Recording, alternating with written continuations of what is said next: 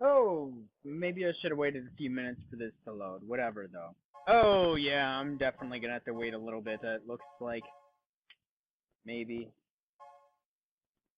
got a bit ahead of myself by jumping on top of having this play. So I can't tell if it's actually going at a fair pace at the frame rates as far as that goes.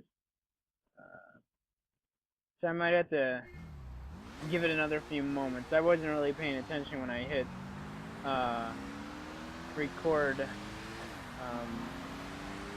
voice. Yeah, I think I'm definitely gonna have to give this a moment. Shit. Okay, I think we're doing okay. Last video I was just doing was for King of Fighters 2006 on PlayStation 2. But I got carried away and I started talking about all the interesting voice actors behind the voice actors, or the characters, or whatever. However, there's nothing interesting like that in Sega GT 2002. I'm sure there might be like one or two things that... I'm sure there's like maybe another voice actors, like the man who makes the sound of the engine, vroom vroom! And then, you know, they alter that voice so it doesn't sound like somebody's doing the voice, and it's just like, growl a little bit, sir! Make a squeaky sound for the brakes, I don't know, ha ha ha! Just kidding, I'm sure they use a lot more realistic sounds than that. Like, yes, the voice actor for the guy who bumped into cars and made the crashing sound. Yeah! I don't know, I'm just kidding. That'd be quite amusing or something. I don't know. So yeah, like I mentioned, first video, just doing a little test run of this, trying it out, seeing what's up, all that good stuff. And you know, just seeing what's up with it. Otherwise, I'm not sure I'm gonna get too... Whoa, that was not good. Ah, shit, that sucks. I gotta watch out for that corner next time. For the most part, I was trying to take it careful on all the corners up to that point, but I got caught kinda off guard on that corner, so looking at it now, it's easy to make that mistake. Just gotta watch myself when I come back through, and not try to take a shortcut through the sand. I do try to take shortcuts every now and then, just, you don't wanna push it a little too much, though. Like you can go over the edges right there, and actually that's what those are kind of for, right there. And generally that's like where you're supposed to ride when you come, you know, through the course. So, whoa, not right there though. Oh, that was a little too much. I gotta watch myself. I've taken the utmost amount of damage though. And it's unfortunate because I have this Corvette fully upgraded too, so I don't know, this one doesn't have one of the more this is like definitely an arcade racer mostly. It's not, I don't know, it's kind of arcadey. It's kind of it almost seems like it wants to be a simulator, but then it also wants to be an arcade racing game. And then it can't make up its fucking mind, so you're caught in somewhere in between both of those. Mostly arcade mechanics rather than simulator mechanics, though. So, because mostly in the past, Sega just played a lot with the arcade racing type stuff, and all the other games that came before it.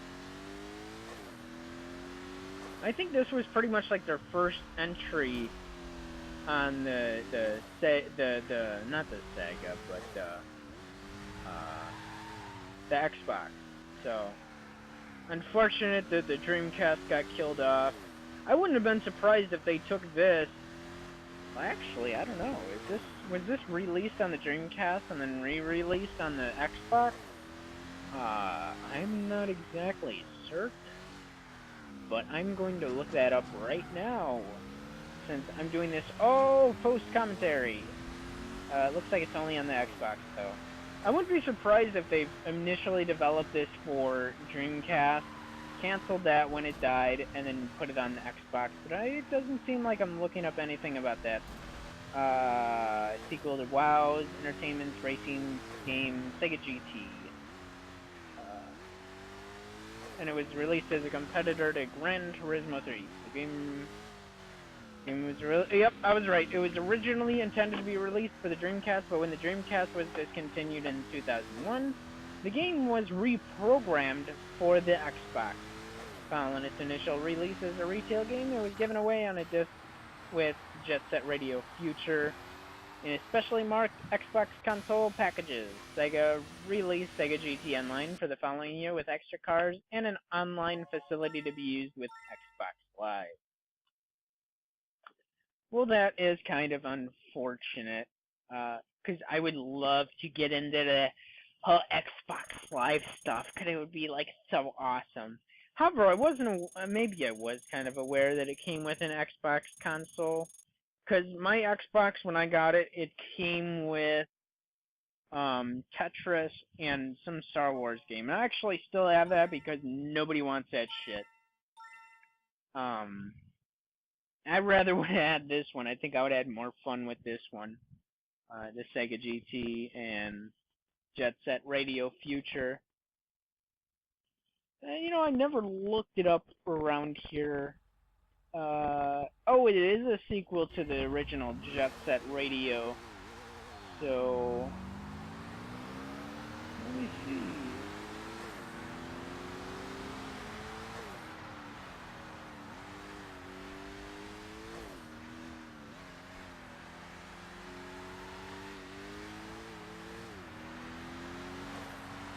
Yeah, I don't care about the Xbox 360 backwards compatibility. Because, you know, I figure if you're gonna play this shit, you might as well hold on to your Xbox, because compatibility issues between older and newer stuff is, like, issues. You're gonna... Like, there's always, like, emulation issues when they went from the original PlayStation to the PlayStation 2. There was wide-known reported issues, whether it be gameplay, cutscene playback, other little things here and there, like the menu might be broken or something, or... I don't ever remember any reports of controls being broken. Mostly just like emulating the original PlayStation. So I don't know. You know, however, I felt as far as we're talking about emulation, I've always felt companies might as well release a an official emulator for PCs, and then we might actually, you know, because I don't know about you, like 20, 30 bucks maybe 50 at the most. But you know, let's wait till it's like 20 or 30. And personally, I would actually buy a real working emulator for PC, especially when it comes to like the optical games, like the PlayStation 2, Sega, you know, Saturn and CD, and what else? Dreamcast, Xbox, and all the new consoles. Like the fucking hardware we have these days could easily play these new console stuff. Might choke a little bit as far as hardware goes, you know, like with the PlayStation 3's cores. Although, I don't know, there was like 7 cores on there, and hasn't it gone up to... Isn't it 8 cores on the market yet? Last I checked, it was 4. I mean, it could be octa-cores these days. It's been a while since I actually looked into it. I don't think they're on the market yet. If they are not on the market currently, they are soon. That's as far as I know. Last I checked. It's been a while since I looked into it, though. My luck, by the time I build another computer, it's going to be at least 8 cores, if not more. And I'd rather just build a computer tomorrow, so I could at least record PC gameplay stuff to put on my channel that people might give a fuck about watching rather than this stupid shit nobody gives a fuck about watching. So hey, we will see how it pans out from here. Like I said, no guarantee I might actually play this or not. So I don't know how this is going to go and all that good stuff. So, yeah, I think I'm gonna cut it here. Say fuck this shit.